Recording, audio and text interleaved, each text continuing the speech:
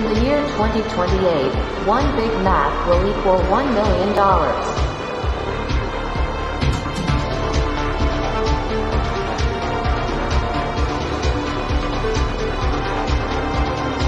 From the Gospel of John McAfee.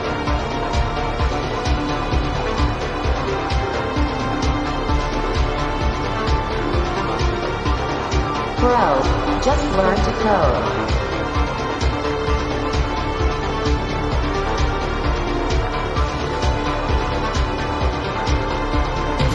The Project Freedom Podcast.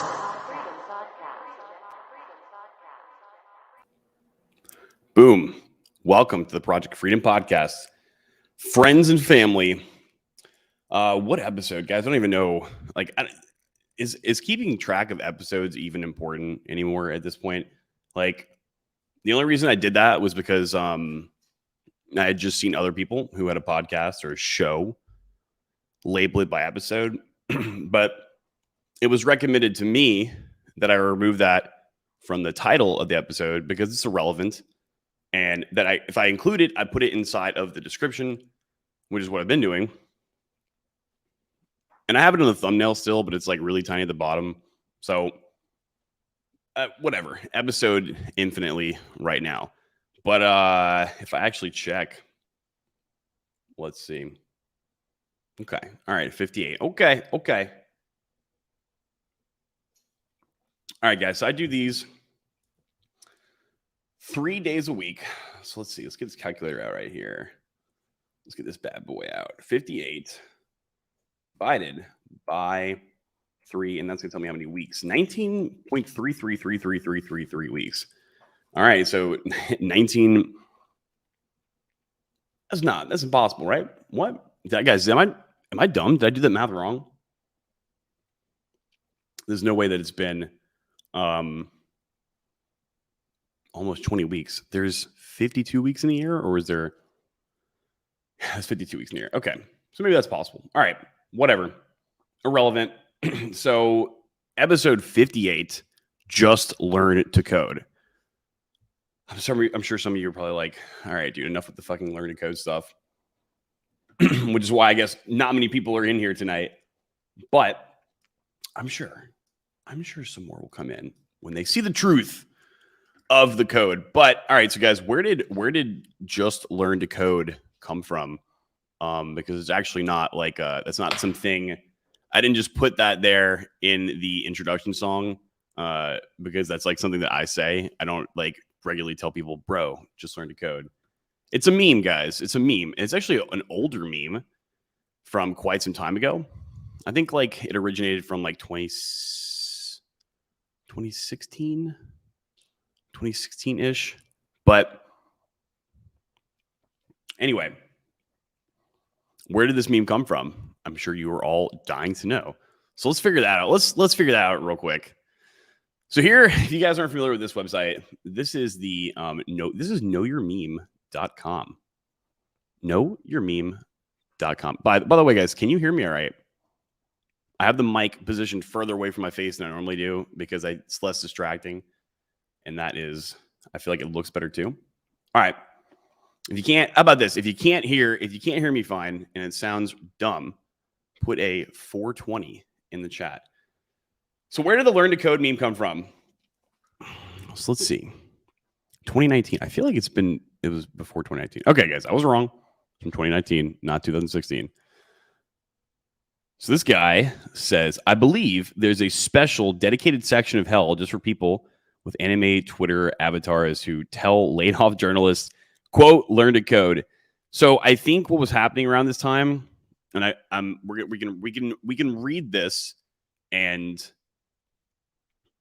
if I'm wrong, all right, it's fine. I'm wrong, but I'm just gonna before I read it. I'm gonna come to recollection what I remember this coming from. I think like a bunch of journalists got laid off because of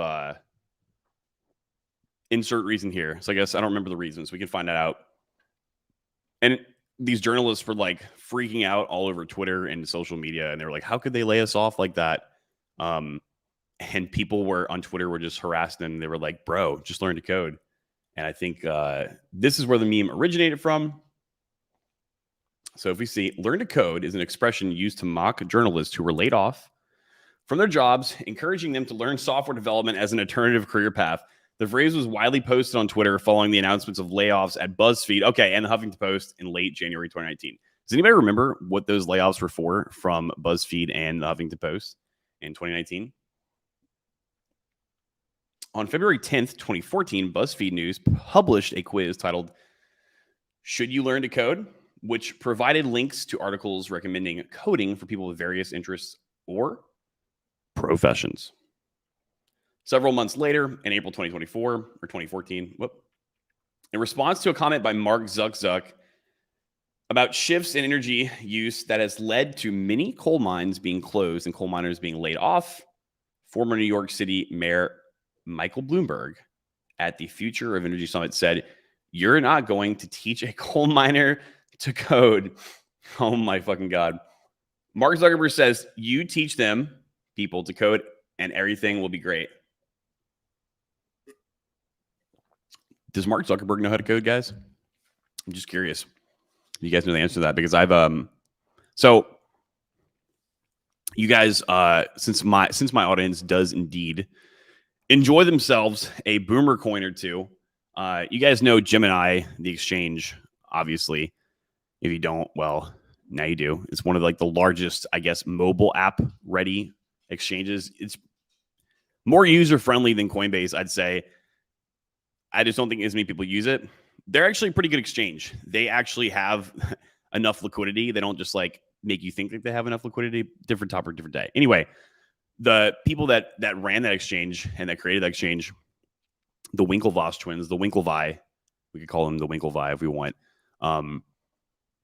Essentially, now, I guess someone could come after me for saying this, but it's pretty much like well known that they actually were the ones who kind of like created Facebook, and then Mark Zuckerberg and crew basically stole their code. So I think there's actually a documentary about it on Netflix. If someone knows what I'm talking about,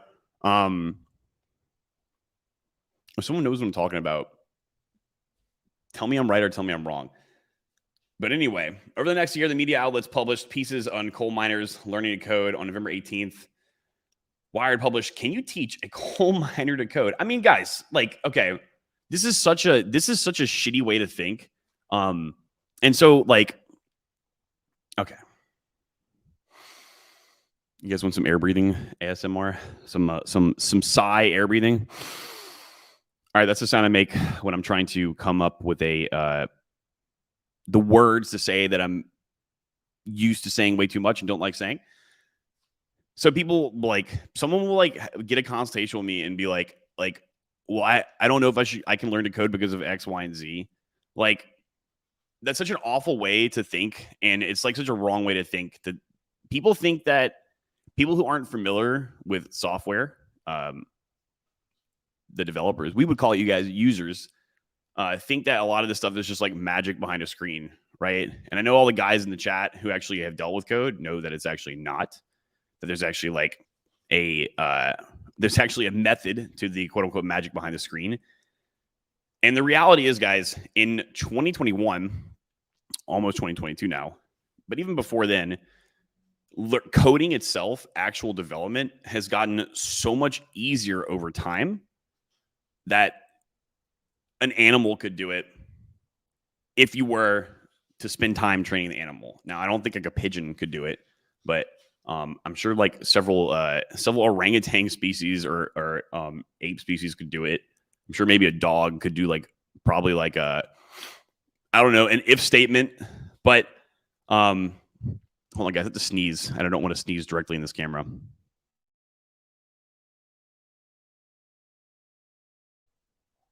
I guess I don't need to sneeze. You guys ever do that? About to sneeze and then you hold it in and it goes away. Anyway, look, if you guys can change oil in a car after being given a set of instructions, you can code. All right. So I would say in reality, you'd probably need a minimum of a 95 IQ to be able to code. And you would probably also need the same IQ level to do other basic things. But Are you going to be able to be a really good one? Are you going to be able to be really creative? Are you going to be able to problem solve through hard logic? Are you going to be able to create dense logic that prevents things from happening? So that's where you differentiate from like whether can you be like can you be Michael Jordan or can you just be a really good basketball player? And you could even be such a good basketball player that you play on a college team and you never get professional. You never get to that. You never get to the NBA. So, but you're pretty good, right? Maybe being able to play ball paid for your college or whatever. Regardless, this is a shitty way of thinking, right? And also they're saying I guess they're saying that coal miners are dumb. Like, how do you know that all coal miners are dumb? Some of these people could be smart. Anyway, the article, which took issue with Bloomberg's assertion, focused on several coal miners who were, in fact, learning to code. That's fucking funny. That is fucking funny. I can't believe I don't remember this. All right, so editor-in-chief, blah, blah, blah, I believe in a special dedicated section. Okay, so then when people started like firing back at them, they're like, bro, why don't you guys just learn to code? Some have argued the new phrase learn to code was adopted as a response to articles written about coal miners. Let's see. I remember people were freaking out on YouTube about this at the time. People were freaking out all over social media about this. By the way, if any Juro targets my layoff, blah, blah, blah, blah, blah. Oh God, this is the guys, we don't want to put this website on here. I'll probably get in trouble for that. Oh no. Shh. This fucking guy. This guy, I can't stand to listen to this guy talk. I'm not gonna lie. Stexenheimer. All right. So listen. That's where that phrase came from. It is indeed a meme, ladies and gentlemen. It is not just a eat live program. It is not an eat live program only phrase, slang, whatever you want to call it. But okay, so that's where that phrase comes from. But as you can see from the people in this article, at least if you believe me and what I say, it seems like they don't really know what they're talking about, right?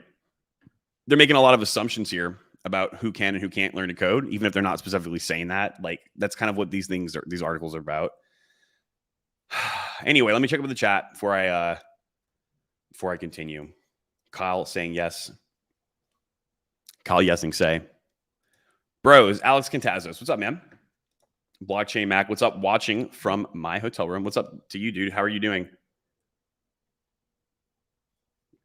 What are you in a hotel room for?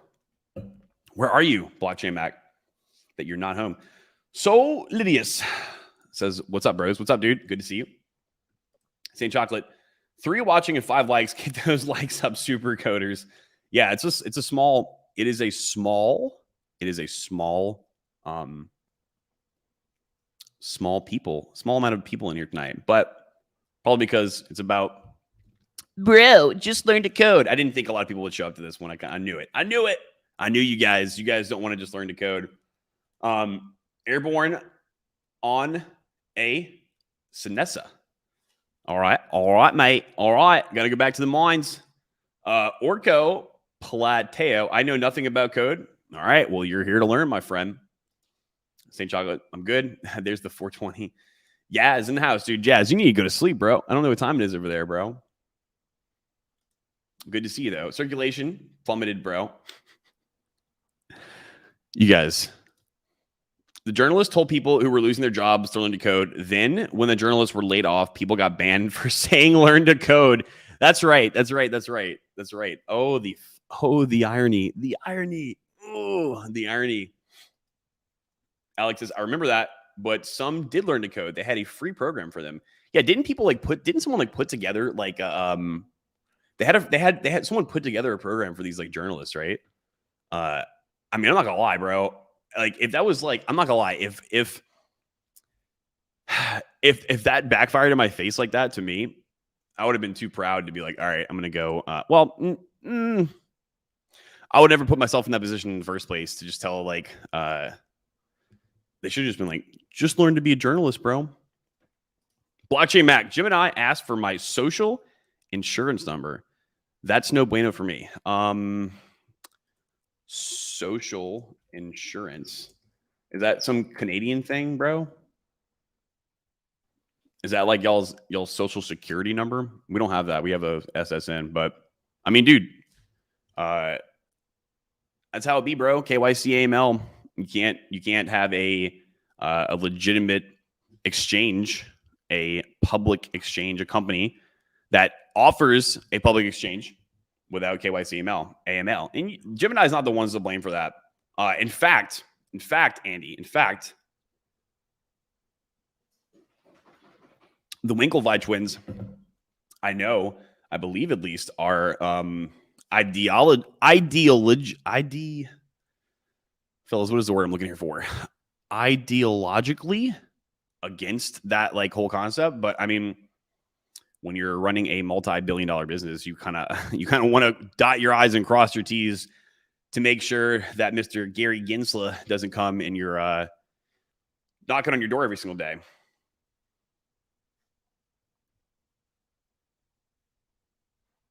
New angle fire. This is the I don't know when the last time you were watching Solo, but thank you. Nonstop Drake 360 says, so you're saying even Karen in HR can become a super shadow coder. All right, you're gonna find out in a second. There's different levels, because remember I was saying earlier, I said, can you do enough to get a basic job done? Yes, most people can. And that's enough to bring people happiness. That's enough to give people, an income and a life that they want to live, or to be able to have the ability to build things themselves instead of having to hire people. And then there is shadowy super coder status. And there's several different rankings in between. The guys who were in the Art of Code, you guys saw the presentation I gave kind of about that. And we're actually going to do that tonight, part of it, because some of it's going to be relevant to the stream. I'm out hiking, out of town. Got a 9-mile hike tomorrow. Sounds fun. JP, always here to support. Thank you, my friend. Good to see you. Yes. Sam saying yes. The normies are busy watching Squid Games, waiting until the government makes them eat the bugs. Yes, sir. Did you buy the domain Just Be a Supercoder, bro? Is that taken? Just be a supercoder, bro. Actually, I mean, I'm gonna have to you want to watch me do this in real time, guys? Let's open up the terminal. And let me see if I can share just this terminal window so it's not like super annoying. Aha, I can. There we go. All right. So, all right. Ping Just Be a Supercoder, bro. Oh, sorry, not ping. What am I thinking? Who is Just Be a Supercoder, bro.com? Oh, wow. Registry, customer service, very signed global registry. This is probably like a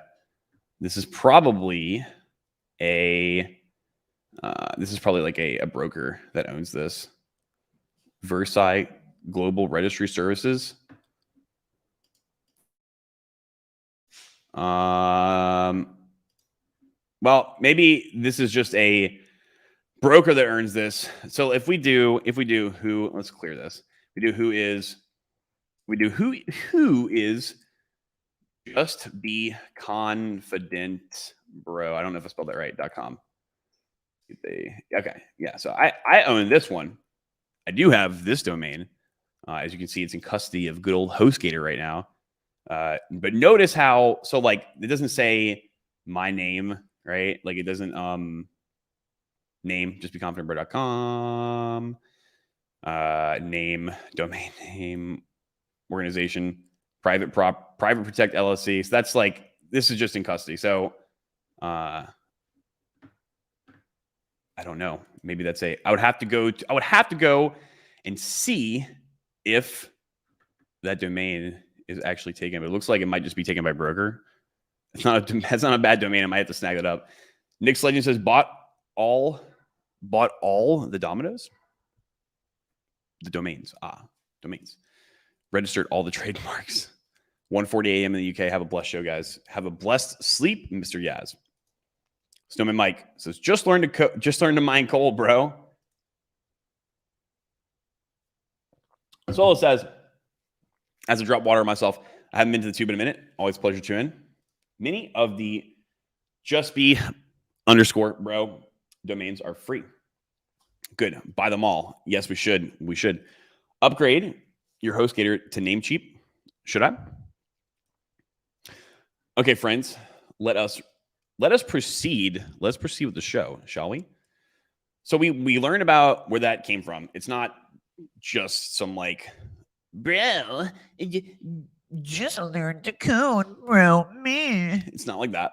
Although it kind of is, but it's not that. When I say that, that's not me saying that to you guys to be a condescending douchebag. That originated as a meme, as a literal meme, mates. All right. So let us actually continue with the show. I know I said that already, but I just wanted to reiterate, guys. I just wanted to infinitely reiterate right now. All right, so I'm going to show you guys. So we know why people are saying just learn to code. We know they're obviously wrong. They're making some obvious assumptions that they probably shouldn't, because they're basically saying like, hey, learning to code is hard, and if you're a coal miner, you can't do it. And then also, I guess it's a double. They're putting the second nail in that coffin when the journalists themselves are like, hey, but we can't even learn how to code. So like, I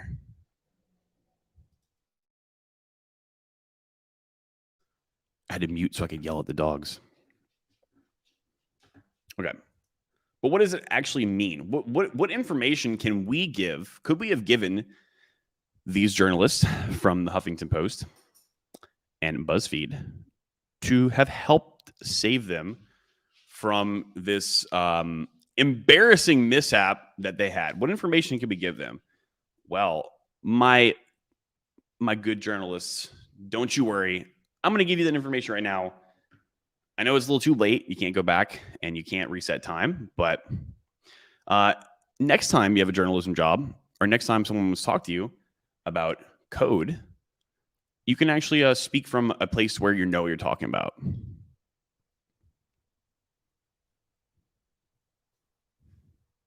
I have a new vertical monitor over on the right side, guys. I have to go down further than I'm supposed to. Okay. All right. All right, friends, let us begin. Let me present to you guys. All right, so I will give them a free lesson so that they can walk away actually feeling like they know a thing or two, instead of just being condescending assholes. So a brief description on development programming. What is development and programming? Like, what does it actually mean? Is it just shadowy supercoder shit behind the screen? So it actually means a lot. And this is the part that they don't understand, because since they're already in a specific field, and I'm going to get to that in a second, they might have actually been an asset, and they actually might have been an easier way for them to get a job with development as a software engineer, as a developer, coding. Then it might have been easier for them than they think. So it means a lot. It means a lot more than people think. And that is because to be a developer, you have to actually be everything. Literally. You have to be literally infinite right now, as Pavo would say. And as you guys can see, no matter what you're programming, you will most likely, I put most likely, but nobody in here, well, I say nobody. You're not going to be programming on programming itself, okay? Rather, you'll be creating software as a service or a solution for something that is needed. And thus, you have to be everything. So I know that was kind of complicated, but if you look at this example right here, for example, if you are programming software, and this is the most absurd this is the most absurd example that I can think of, but I mean, I thought that if you could understand this example, then you should be able to understand how this would apply to anything else.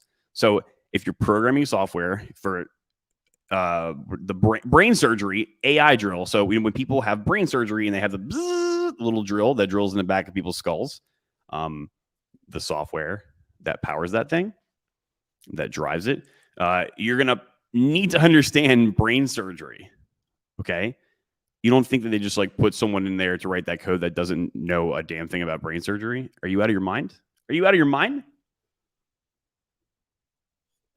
If you're out of your mind, you need to go back to the mines, mate. So another example, like, you very rarely are you going to be programming on programming itself. In fact, that would probably be too hard for me to even explain to the scope of most of these people that are watching this video, but I don't know. Let's say you work for AT&T. You're going to be doing development for something, either for the business, my business for AT&T, or for the telecom part of AT&T itself, right? If you are going to be, let's just say you get a 6-month contract to do development for a bunch of casinos, then you're going to need to know a thing or two about how casinos work. All right. And literally apply that to anything. Just apply it to anything. Even if you're employed by the government, like if whatever section of the government that you're in, if you're doing code for them, you're going to have to understand their stuff to code it. We call that business logic, but you have to, if you're actually writing the algorithms that determine things in the real world, you have to understand it, right? Like you have to at least know it, which to know it, that would be the equivalent of understanding it. But like, I can't write properly the answers to a question if I don't know what the question is. I don't know. That was the dumbest analogy. Sorry. Somebody texted me. I looked at the screen. I saw the text. So sorry, guys. I got distracted. All right. So anyway, you have to be good and competent in everything. Right.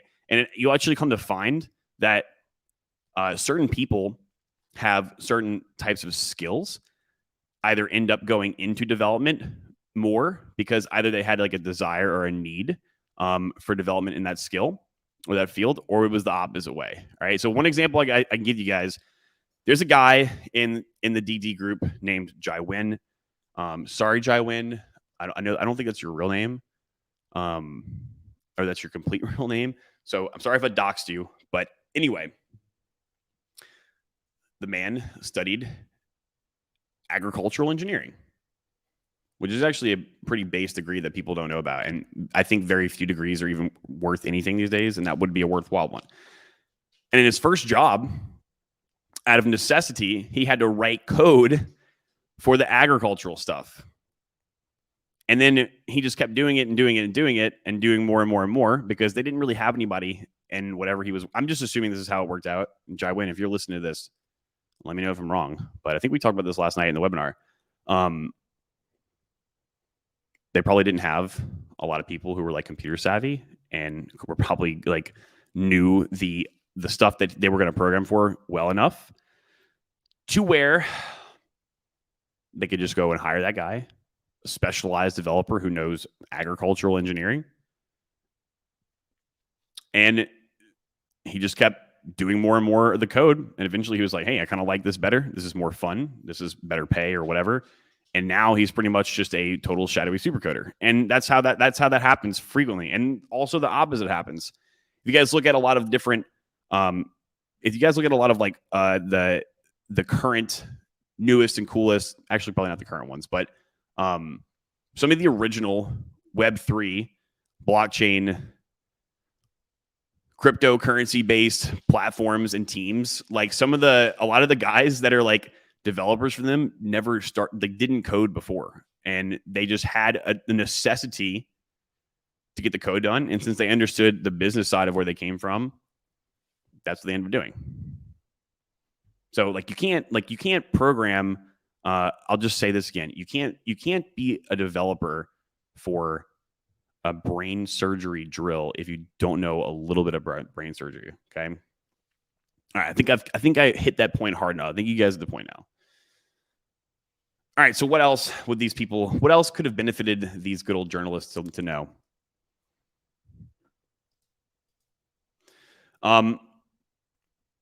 Biggest beginner pitfalls. I don't think this is relevant to what we're talking about, but I can just talk about it since it's in the slide. And this is just a thing that I tell people who are starting to learn how to code. It's like, this is usually like the first webinar for some of the courses that we have. A lot of people freak out about little details in the beginning, and it stops them from being able to learn later on. So I tell people, like, don't do that. Don't focus too much. If you don't understand 100% how it works behind the scenes, just accept it for now, and those gaps will be filled in later. I know it sounds dumb, but plenty of people can attest to that. Don't be afraid to get your feet wet. I think you guys know what that means. Don't be afraid to take a break and walk away from the computer. Yeah, because some people either have that problem or the exact opposite. And this is a new one that I added not too long ago, but everyone will always ask when we're teaching stuff, well, I get how this works, but like, when would this be used? And you would say that to your math teacher in 6th grade. But the only reason, you actually use this stuff, unlike the math that you learned in 6th grade. The only reason that you can't really think of real world ideas because these people that are asking these questions usually haven't actually built like a project yet where they've had to like go from, hey, I have this idea in my mind about how I'm going to do this software to the application to doing it. All right, the 3 commandments of supercoder heaven: problem solving, troubleshoot, adapt. This is what you need. These are the 3. So this could have benefited those fucking journalists. These are the 3 main abilities you need to have if you want to be a good developer. All right, it's pretty simple.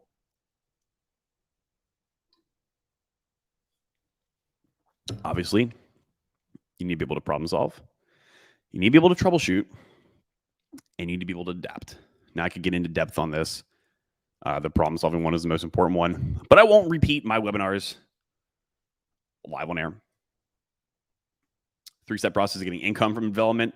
Okay, so this could have been good for those journalists. Those journalists could have used this because they probably had a degree in journalism, not in computer science. So you can do this without a degree. Very easy. Well, not really very easy, but the act of doing the work itself is easy. You doing it is what's going to be hard, or not hard, but more so require patience. And patience is a virtue that nobody has, including myself. A 3-step process: learning a new skill, building a portfolio, applying or sourcing clients. Okay. This goes in depth too, but again, won't tell them that. How much can you expect to make? I think someone asked about the shadowy supercoder status. Even the coal miners could be shadowy supercoder. The coal miners might end up somewhere in like the entry, middle, or senior. I don't know about shadowy supercoder. You have to be a special someone to be a shadowy supercoder. Very few people can be John McAfee status. So cycle development, edit, run, test, blah, blah, blah, blah, blah. All right. That was it. That's all we need to talk about up here. I think those journalists, guys, what do you think? Do you think those journalists could have benefited from that? Should I DM some of them? Should I go back on a Wayback Machine and find their Twitter handles and then DM them this slideshow? Say, hey guys, I know it's not. I know it sucked for you when it happened, and my life might suck for you now, but it's not too late. It's not too late to come to Jesus.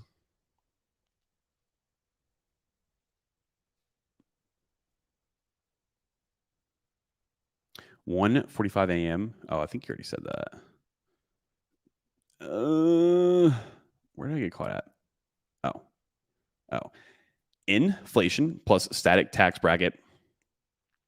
Arrow function, you pay more tax, but have less spending power. You don't say. Go figure. They definitely don't.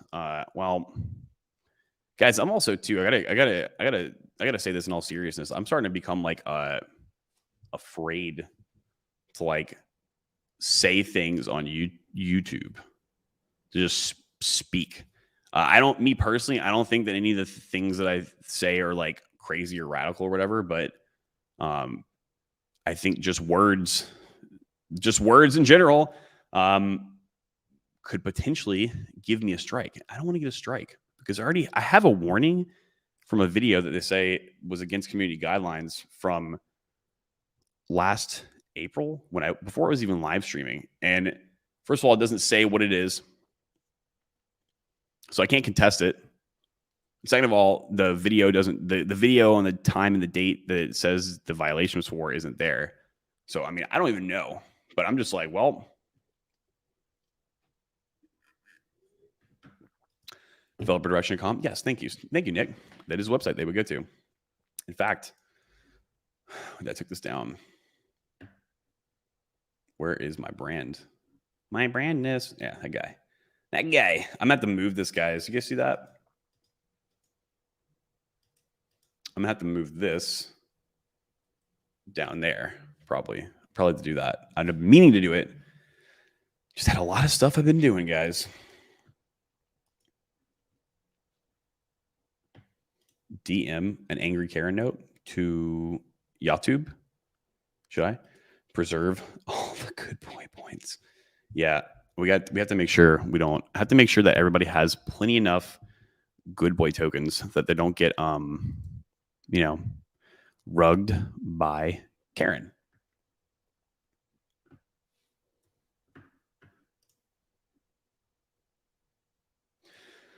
So we talked about where that just learned a code BS came from. And then we also talked about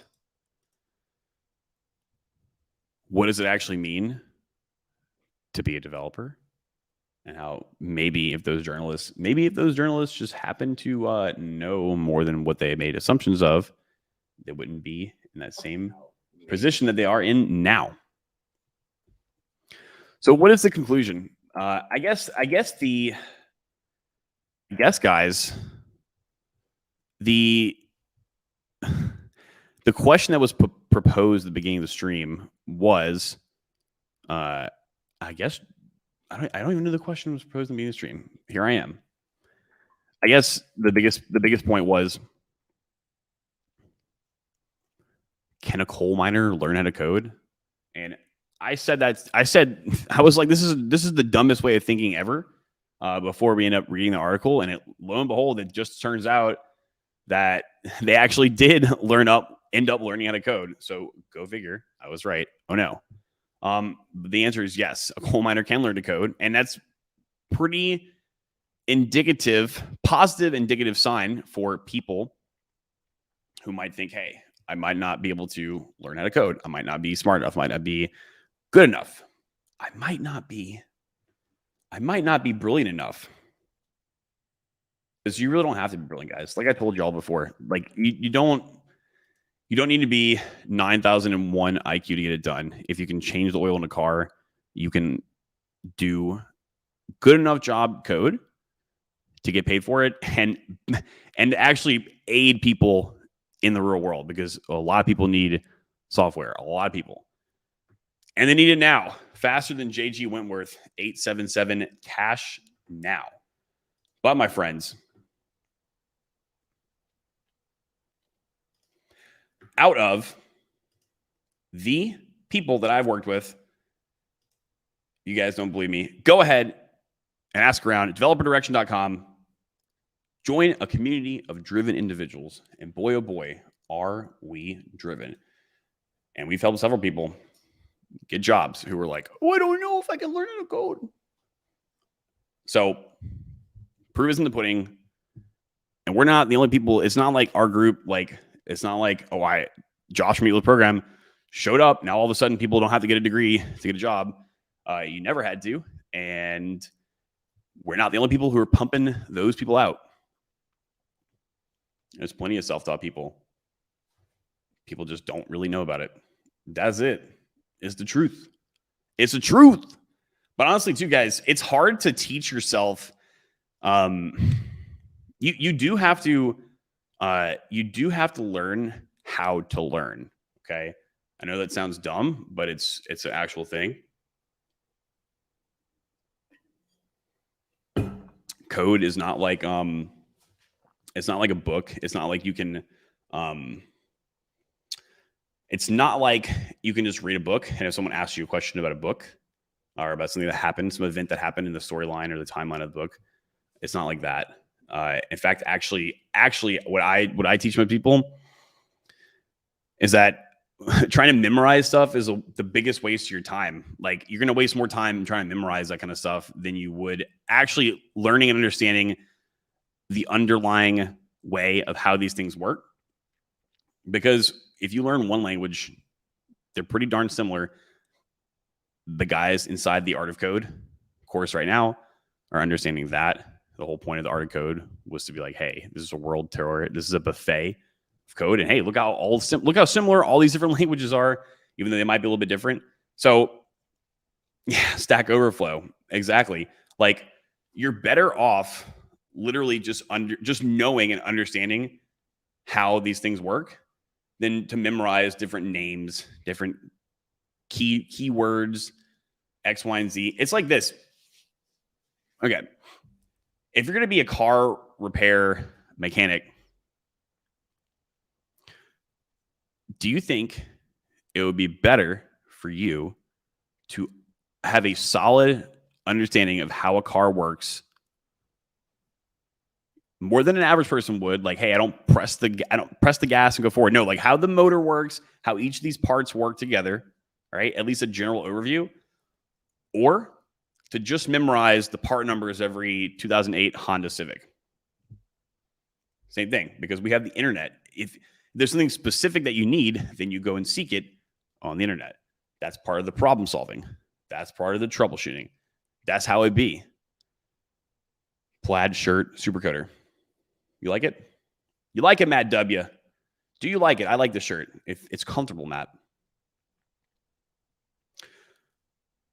All right, my friends. I love you all. That is all I have to say. Hopefully, journalists might actually learn to be less well, let's not put labels on people here. Let's not put labels on people here. You know what? Journalists, they're just doing their job. They're just learning about things, right? They got to learn. It's part of being a journalist. If you guys are enjoying the content that I've been posting, please subscribe. 1,000 subs before one Big Mac. $1 million. And if you guys have an idea of something that you want me to talk about, whether it be a live stream or a scripted video, drop a comment below. I'm out, friends.